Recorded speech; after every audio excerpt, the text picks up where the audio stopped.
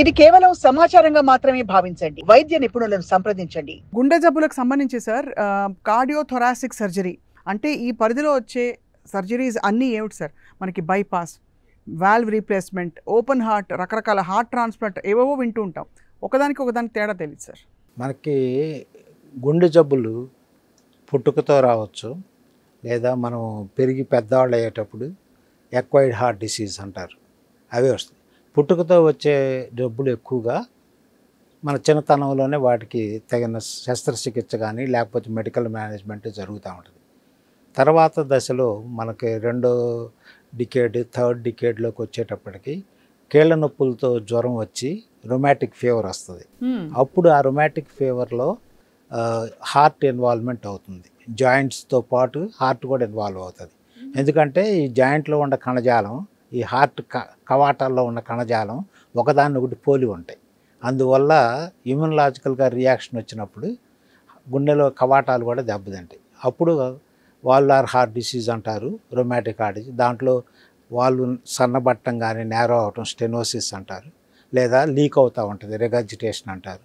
So అట్లాంటప్పుడు మెడికల్గా కొంతకాలం manage చేసిన తర్వాత వాళ్ళు కానీ బాగా డిస్ట్రాయ్ అయిపోయి ఫంక్షన్ బాగా తగ్గిపోయేటట్టయితే వాళ్ళు రిప్లేస్మెంట్ చేయటం లేదా ఇప్పుడు రిపేర్ చేయటం కూడా చేస్తున్నారు. ఇవి రొమాటిక్ హార్ట్ వాల్వ్ డిసీజ్. దాని తర్వాత వచ్చేది, ఇప్పుడు ఎక్కువగా వచ్చేది non communicable disease, adult disease. దాంట్లో ముఖ్యంగా గుండెపోటుకి కారణమైన coronary artery disease. Coronary artery disease అంటే గుండె కండరానికి బ్లడ్ సప్లై ఇవ్వడానికి మనకి రెండు ధమనులు ఉంటాయి, కరోనరీ ఆర్టరీస్. ఒకటి ఎడమ ధమని, ఇంకొకటి కుడి ధమని. ఎడమ ధమని పెద్దగా ఉంటుంది, అది రెండుగా డివైడ్ అవుతుంది. కుడి ధమని ఒకటే ఉంటుంది, అది కుడి భాగానికి వస్తాయి. ఎందుకంటే ఎడమ పక్క గుండె మన బ్లడ్ ప్రెషర్ని మెయింటైన్ చేసే ఛాంబర్ పంప్ చేస్తూ ఉంటుంది కాబట్టి అది కొంచెం పెద్దదిగా ఉంటుంది, దళసరిగా కూడా ఉంటుంది. అందువల్ల దానికి బ్లడ్ సప్లై తగ్గినప్పుడు అటు సైడే ముఖ్యంగా హార్ట్ అటాక్ వస్తుంది. ఈ గుండె కండరానికి బ్లడ్ సప్లైలో అవంతరాలు కలిగేటట్టయితే ముఖ్యంగా కొలెస్ట్రాల్ ఇవి డిపాజిట్ అయ్యి, ఫ్యాట్స్ డిపాజిట్ అయ్యి రక్తనాళాల్లో, కరోనరీ ధమనుల్లో కానీ అయ్యేటట్టయితే అవి ఒక తీవ్రతకు వచ్చిన తర్వాత, అంటే ఒక 60-70% నేరోయింగ్ వచ్చిన తర్వాత అప్పుడు సడన్గా ఎప్పుడైనా ఈ 60-70%ది దాంట్లో ప్లాక్స్ అని ఉంటాయి, ఈ ఎథెరోస్క్లెరోటిక్ ప్లాక్స్ ఉంటాయి. అవి కానీ రప్చర్ అయ్యేటట్టయితే లూమెన్ మొత్తం క్లోజ్ అవుతుంది. ఇదేంటంటే ఈ ఎథెరోటిక్ ప్లాక్ మన పత్తి గింజ లాంటిది. దాంట్లో చిన్న క్రాక్ వస్తే వాటర్ పోతే ఎలా ఉబ్బుతుందో అట్లానే ఈ ప్లాక్లో కూడా బ్లడ్ వెళ్ళిపోయి ఉబ్బిపోయి, యూజువల్గా ఈ రక్తనాళం 2 మిల్లీమీటర్ల డయామీటర్ ఉంటుంది. సో ఆ రక్తనాళంలో ఉన్న ద్వారాన్ని మూసేస్తుంది. అప్పుడు సడన్గా హార్ట్ అటాక్ వస్తుంది.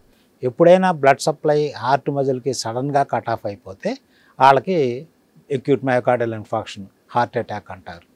సో ఈ హార్ట్ అటాక్ అనేది ఈ 3 రక్తనాళాల్లో దేనిలో బ్లాక్ అయినా వస్తుంది. సో అందువల్ల యూజువల్గా ఒక నాళంలోనే బ్లాక్ ఈ 100% అక్లూడ్ అవటం జరుగుతుంది, అప్పుడు హార్ట్ అటాక్ వస్తుంది. సో అందువల్ల ఇప్పుడు ఈ కరోనరీ ఆర్టరీ డిసీజ్ అనేది, కరోనరీ ఎథెరోస్క్లెరోటిక్ డిసీజ్ అనేది ఇప్పుడు ప్రపంచంలో చాలా ఎక్కువగా ఉంది. మన భారతదేశంలోనే అత్యంతంగా ఉంది. ఎందుకంటే ఇప్పుడు మన భారతదేశంలో జనాభా ఎక్కువ, దానికి తోడు మన ఈ ఏషియన్ కంట్రీస్లో, సౌత్ ఏషియన్ కంట్రీస్లో మెటబాలిక్ సిండ్రోమ్ అని మనకు పుట్టినప్పటి నుంచే ఫ్యాట్స్ ఎక్కువ ఉంటాయి, ట్రైగ్లిజరైడ్స్ ఎక్కువ ఉంటాయి. తర్వాత గుడ్ కొలెస్ట్రాల్, హెచ్డిఎల్ కొలెస్ట్రాల్ తక్కువగా ఉంటుంది. తర్వాత అబ్డామినల్ ఒబిసిటీ, సెంట్రల్ ఒబిసిటీ అంటారు. ఈ 3 కాంప్లెక్స్దే కదా మెటబాలిక్ సిండ్రోమ్ అంటారు. ఎవరికైతే syndrome X is different. So metabolic syndrome దీంట్లో వచ్చేది. సో ఈ మెటబాలిక్ సిండ్రోమ్ ఉన్న వాళ్ళలో కరోనరీ ఎథెరోస్క్లెరోసిస్ ఇన్సిడెన్స్ ఎక్కువ ఉంటుంది. ఇది మన దేశంలో ఈ కరోనరీ ఎథెరోస్క్లెరోసిస్ హార్ట్ అటాకులు పాశ్చాత్య దేశాలతో పోల్చుకుంటే 10-15 సంవత్సరాలు ముందుగా వస్తుంది.